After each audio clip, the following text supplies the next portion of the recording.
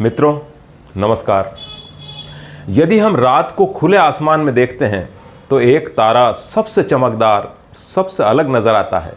वो है शुक्र ग्रह। आज आपको सुनाता हूं शुक्र ग्रह की कहानी, शुक्राचार्य के छात्र जीवन की कहानी। हजारों साल पहले महर्षि भृगु ने अपने पुत्र कवि को महर्षि अंगिरस के आश्रम में पढ़ने के लिए भेजा। अंगिरस के आश्रम में कई बच्चे पढ़ते थे। उन बच्चों में एक बालक और पढ़ता था जिसका नाम था जीव। वह गुरुदेव अंगिरस का ही पुत्र था और महर्षि अंगिरस अपने बेटे से उम्मीद रखते थे कि उनका पुत्र ही पढ़ाई में सबसे तेज रहे। हालांकि गुरुजी का बालक भी पढ़ाई में तेज ही था, लेकिन महर्षि भृगु के पुत्र कवि जितना प्रतिभाशाली नहीं था। यह बात गुरु अंगिरा को नागवार लगती थी। एक दिन गुरुजी ने दोनों बालकों की परीक्षा ली। एक तरफ पुत्र तो दूसरी तरफ प्रतिभाशाली शिष्य कवि। दोनों को सामने खड़ा करके गुरुजी ने कुछ प्रश्न पूछे। पहला प्रश्न, पवन से भी तेज गति किसकी है? जीव, सबसे पहले तुम बताओ। जीव सोचने लगा, लेकिन उसे उत्तर नहीं सूझा। वह चुप रहा। गुरुदेव ने कवि की तरफ इशारा किया। कवि ने खड़े होकर तत्काल उत्तर दिया, मन की गति पवन से भी तेज है गुरुदेव। गुरुजी ने कहा, शाबाश, बहुत अच्छे।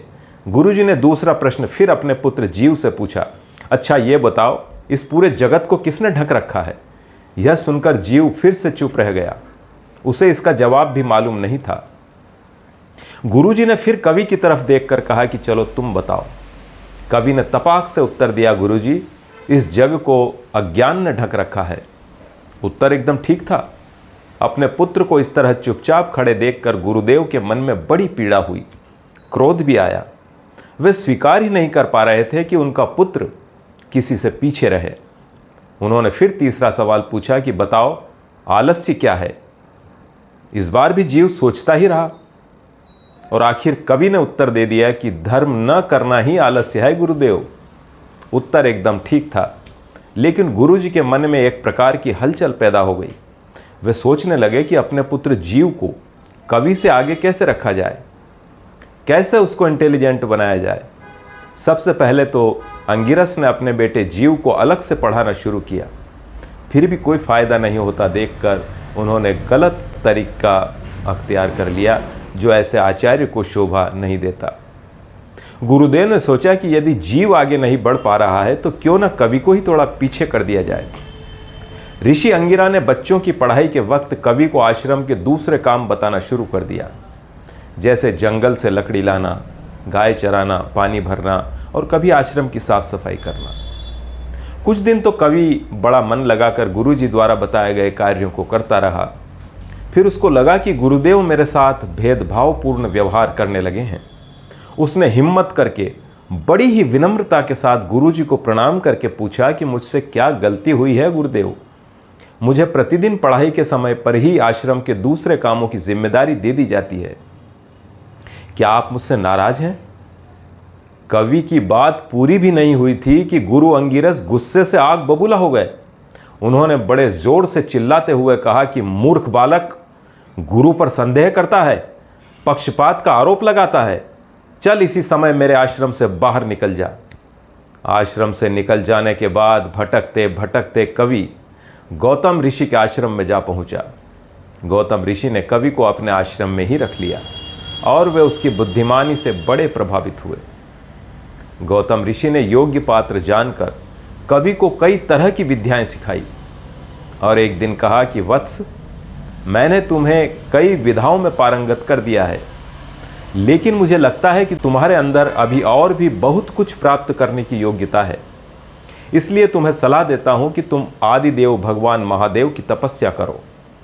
इस पृथ्वी पर तो ऐसा कोई गुरु मुझे नजर नहीं आता जो आगे की विद्याएं तुम्हें सिखा सके। कवि ने गौतम ऋषि की बात मानकर भगवान शिव की तपस्या शुरू कर दी।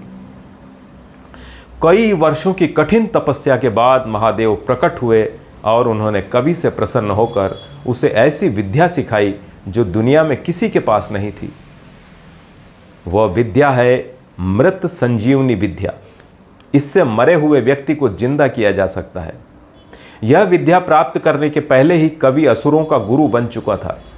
जब असुरों को यह पता चला कि अब उनके गुरु मरे हुए व्यक्ति को जिंदा कर सकते हैं, तो असुरों ने मृत्यु से डरना छोड़ दिया और चारों ओर आतंक फैलाना शुरू कर दिया। उन्होंने सभी देवताओं को पराजित करके एक एक कर तीनों लोकों पर अपना अधिकार कर लिया। सभी देवता लोग जैसे तैसे भागकर कैलाश पर्वत पर रहने लगे। देवताओं को इतना परेशान देखकर भगवान शिव ने अपना आकार बढ़ाना शुरू किया और अपने आकार को बड़ा करके कवि को उठाकर निगल लिया। अब कवि महादेव के पेट में कैद होकर बेबस हो गया। मृत संजीवनी विद्या अब उसके और असुरों के किसी काम की नहीं रही। बुद्धिमान कवि ने महादेव के पेट में ही बैठे बैठे उन्हीं की तपस्या फिर से शुरू कर दी।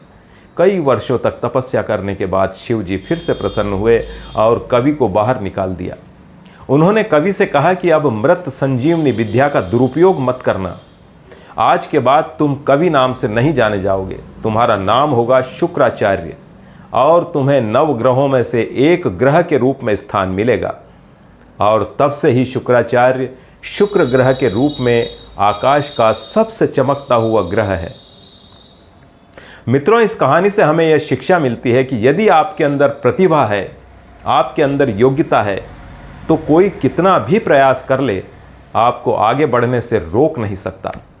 बस मेहनत और लगन से अपने लक्ष्य की ओर बढ़ते चले जाएं।